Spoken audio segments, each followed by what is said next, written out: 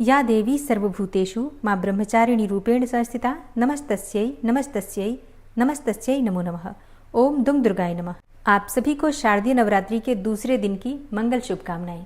23 सितंबर 2025 को नवरात्रि की द्वितीया तिथि है, यानी कि शारदीय नवरात्रि का दूसरा दिन। तो आज माँ भगवती दुर्गा के दूसरे स्वरूप माँ ब्रह्मचारिणी की पूजा आराधना की जाएगी।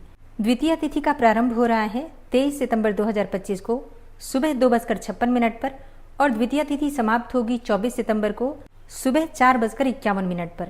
आज सूर्योदय काल का समय है सुबह 6:19 पर और सूर्यास्त का समय होगा शाम को 6:18 पर।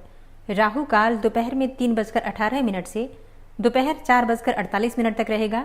इस समय में कोई भी शुभ कार्य आप नहीं कर सकते हैं, ठीक है। और बात करें आज के कुछ शुभ मुहूर्त के बारे में तो देखिए, ब्रह्म मुहूर्त सुबह 4:43 से सुबह 5:31 तक रहेगा। तो इस समय में आप स्नान कर सकते हैं और माँ दुर्गा की आराधना कर सकते हैं। अमृत काल सुबह 7:05 से सुबह 8:50 तक रहेगा। और बात करें अभिजीत मुहूर्त की तो सुबह 11:55 से दोपहर 12:43 तक ये अभिजीत मुहूर्त का समय है। तो ये 3 मुहूर्त हैं, ब्रह्म मुहूर्त, अमृत काल और अभिजीत मुहूर्त। इस समय में आप कोई भी शुभ कार्य कर सकते हैं, इसका फल आपको बहुत अधिक प्राप्त होता है। 23 सितंबर को एक अत्यंत ही श्रेष्ठ और शुभ मुहूर्त आपको प्राप्त हो रहा है द्विपुष्कर योग का। द्विपुष्कर योग क्या होता है? देखिए, द्विपुष्कर योग में अगर आप कोई भी शुभ कार्य करते हैं तो उसका फल आपको दुगना प्राप्त होता है। तो अगर आप मंत्र जप करते हैं तो जितना मंत्र आप जपते हैं उससे दुगना फल आपको प्राप्त होगा। कोई भी पूजा पाठ करते हैं, कोई शुभ कार्य इस समय में प्रारंभ करते हैं तो उसका भी आपको दुगना फल प्राप्त होगा। और ये शुभ मुहूर्त आपको प्राप्त हो रहा है 23 सितंबर को दोपहर में 1:40 से और 24 सितंबर को सुबह 4:52 तक। तो मंगलवार को 23 सितंबर को दोपहर से लेकर और रात्रि पर्यंत आपको द्विपुष्कर योग प्राप्त हो रहा है। इस समय में आप कोई भी शुभ कार्य कर सकते हैं, ठीक है। और विशेषकर रात्रि में, शाम के समय आप अगर मंत्रों का जप अधिक से अधिक संख्या में करते हैं तो उसका लाभ भी आपको दुगना प्राप्त होगा। तो ये शुभ मुहूर्त नोट करके रख लीजिए और कल ध्यान रखिएगा। और अब जानते हैं कि माँ ब्रह्मचारिणी की पूजा का महत्व क्या है, क्यों हमें माँ ब्रह्मचारिणी की पूजा विधि विधान से श्रद्धा भाव से करनी चाहिए। माँ ब्रह्मचारिणी की पूजा में किस रंग के वस्त्र धारण करने चाहिए, माँ का प्रिय भोग क्या है जो आज हमें अर्पित करना है, और आज माँ को कौन से पुष्प अर्पित करें जिससे कि माँ की कृपा हमें प्राप्त हो। आज किस मंत्र का जप करने से माँ प्रसन्न होंगी और हमारी मन चाही कामना को पूर्ण करेंगी। और माँ ब्रह्मचारिणी का स्वरूप क्या है जिसका हमें पूजा के समय ध्यान करना है। आज कौन सा उपाय करें जिससे कि मन चाही कामना पूर्ण हो। ये संपूर्ण जानकारी आपको आज की वीडियो में शेयर करूंगी। तो बहुत महत्वपूर्ण है आज की वीडियो, पूरा ज़रूर देख लीजिए। और अगर वीडियो अच्छी लगे तो इसे लाइक भी ज़रूर कीजिएगा, क्योंकि आपके लाइक्स, आपके कमेंट्स मेरे लिए बहुत महत्वपूर्ण होते हैं। यही एकमात्र जरिया है जिनसे मुझे पता चलता है कि आपको ये वीडियो अच्छी लगती है और आपके लिए ये वीडियो उपयोगी है। तो अगर वीडियो अच्छी लगे तो लाइक तो ज़रूर ही किया कीजिए। माँ दुर्गा का दूसरा स्वरूप है माँ ब्रह्मचारिणी का स्वरूप। माँ ब्रह्मचारिणी तप, संयम और त्याग की प्रतीक मानी जाती हैं और इसलिए माँ दुर्गा के इस स्वरूप यानी कि माँ ब्रह्मचारिणी की उपासना से जातक की शक्ति, संयम, त्याग भावना और वैराग्य में वृद्धि होती है। ऐसा कहा जाता है कि संकट के समय में देवी भक्तों को संबल देती हैं। तप के जरिए देवी ने असीम शक्ति प्राप्त की थी। इसी शक्ति से माँ ने राक्षसों का संहार किया था। तो माता के आशीर्वाद से भक्त को अद्भुत बल मिलता है जो शत्रु का सामना करने की शक्ति प्रदान करता है। आत्मविश्वास और स्मरण शक्ति में भी वृद्धि होती है अगर हम माँ भगवती दुर्गा के दूसरे स्वरूप माँ ब्रह्मचारिणी की पूजा करते हैं। और देवी के प्रभाव से जातक का मन भटकता नहीं है।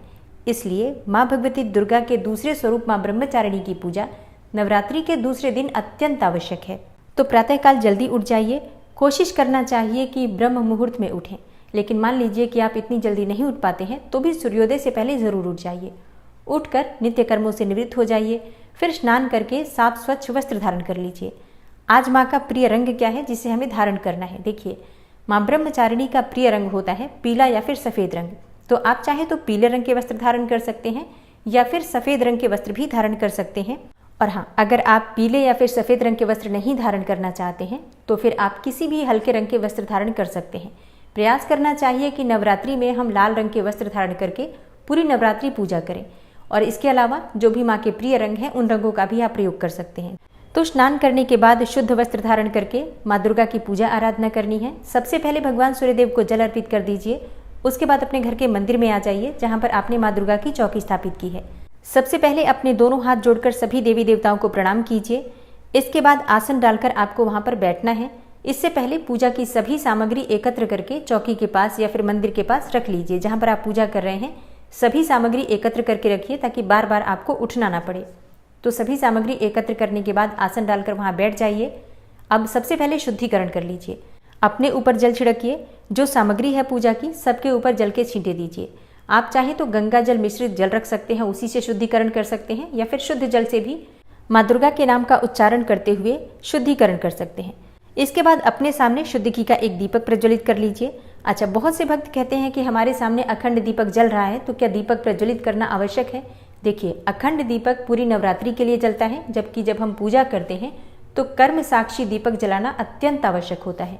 मतलब जितनी देर तक हम पूजा कर रहे हैं उतनी देर तक दीपक अवश्य जलना चाहिए। तो जब हम पूजा प्रारंभ करते हैं तो सबसे पहले दीप प्रज्वलित करते हैं और दीप का पूजन करते हैं। तो दीपक प्रज्वलित करने के बाद एक पुष्प में थोड़ी सी हल्दी और रोली लगाकर, अक्षत लगाकर दीप देवता को प्रणाम करते हुए दीपक के पास अर्पित कर दीजिए। इसके बाद से आपकी पूजा प्रारंभ हो जाती है। सबसे पहले गणेश देवता की पूजा आपको करना है पंचोपचार विधि से, धूप दीप इत्यादि अर्पित करके, और गणपति का पूजन कर लीजिए। फिर कलश का पूजन करना है आपको। इसी प्रकार से धूप दीप अर्पित कर दीजिए, अक्षत पुष्प और थोड़ा सा भोग अर्पित करके, और कलश देवता का पूजन कर लीजिए। और फिर 9 ग्रहों का ध्यान करते हुए नवग्रह मंडल का पूजन कर लीजिए। षोडश मातृका अगर आपने बनाई है तो षोडश मातृका का भी पंचोपचार विधि से पूजा कर लीजिए।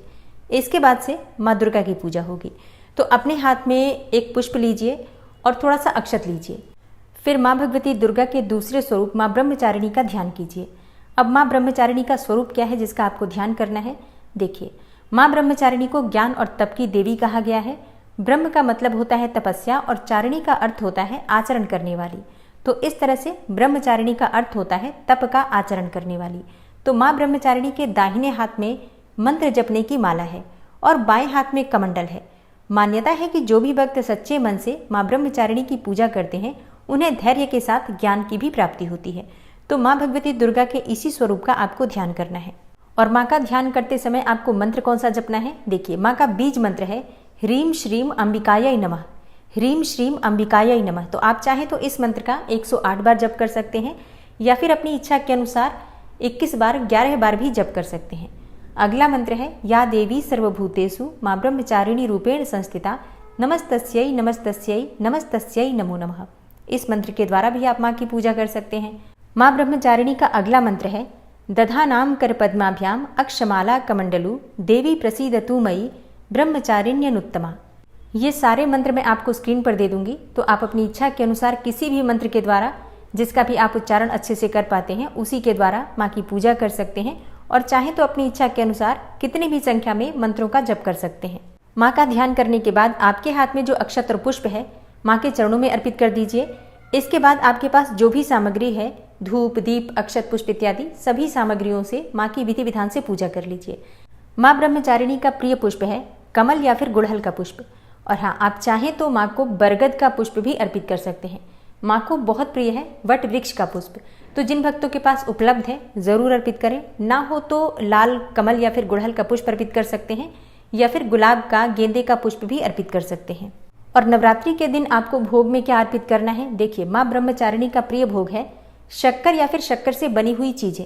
आप चाहें तो दूध से बनी हुई मिठाइयों का भोग भी लगा सकते हैं, या फिर मिश्री अर्पित कर सकते हैं, चीनी का भोग भी लगा सकते हैं, बताशे का भोग भी लगा सकते हैं। जो भी आपके पास फल उपलब्ध है फलों का भोग भी लगा सकते हैं।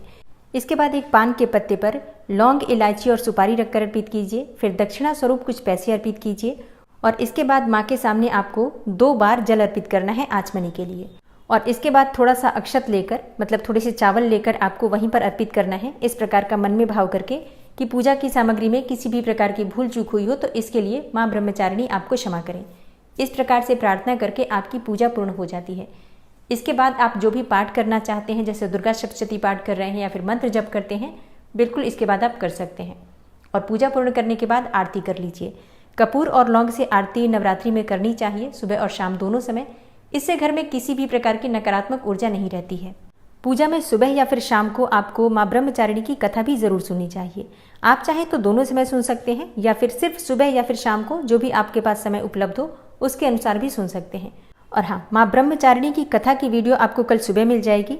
इसके साथ ही दुर्गा सप्तशती की वीडियो भी आपको कल सुबह 5 बजे मिल जाएगी। तो आप लोग प्रतिदिन की कथा ज़रूर सुनिए, इससे भी आपको उतना ही लाभ होगा जितना कि पढ़ने से मिलता है। तो दोस्तों ये है आज की वीडियो, उम्मीद करती हूँ आपके लिए उपयोगी होगी। अगर वीडियो अच्छी लगी हो तो लाइक कीजिए, संभव हो तो शेयर भी कीजिए और चैनल पर पहली बार आए हैं तो सब्सक्राइब करके बेल आइकन को ज़रूर प्रेस कर लीजिए अगर आपको आज की वीडियो अच्छी लगी है तो। मिलते हैं मैं आपसे अगली वीडियो में, तब तक के लिए जय श्री राधे।